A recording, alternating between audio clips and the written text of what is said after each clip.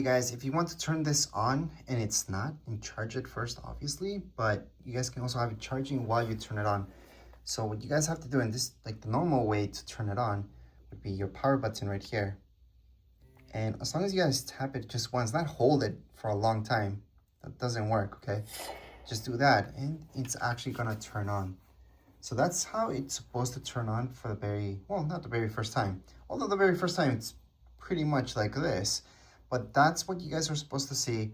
That's how it turns on, and that's it for this video. That's how to turn on this.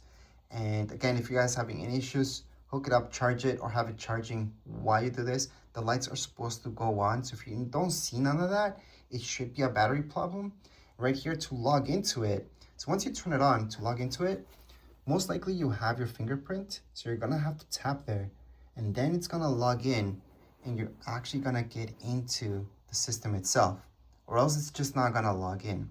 That's for most of you who did put their fingerprint when you set this up. Anyways, that would be it for today's video. If you guys have any comments, questions, you guys can write down in the comments area. Don't forget to subscribe and like. Thank you.